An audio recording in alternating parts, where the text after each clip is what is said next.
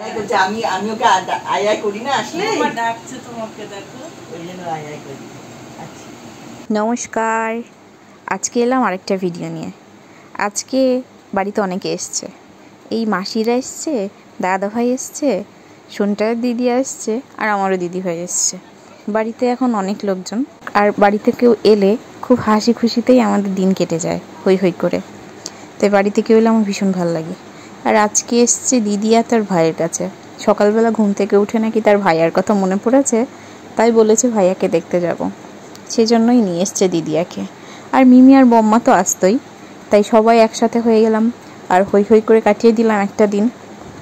ছোটোবেলা থেকেই বাড়িতে লোকজন আসবে শুনলে আমার ভীষণ আনন্দ হতো। এমনি কি করতাম জানো, কেউ এলে আমি কাউকে কিছু না বলে বাড়ির এ মাথা থেকে ও মাথা একটু দৌড়ে আসতাম।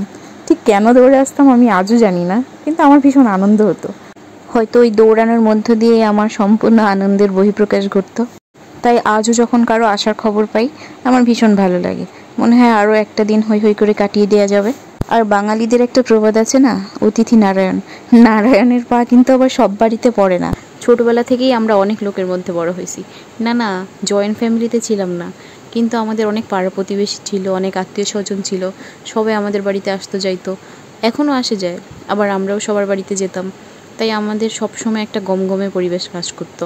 মা চাকরি করা সত্ত্বেও সব কিছু খুব ভালোভাবে মেনটেন করতো, আর আমরাও সেজন্য কখনো একা খেতে বা একা থাকতে শিখিনি।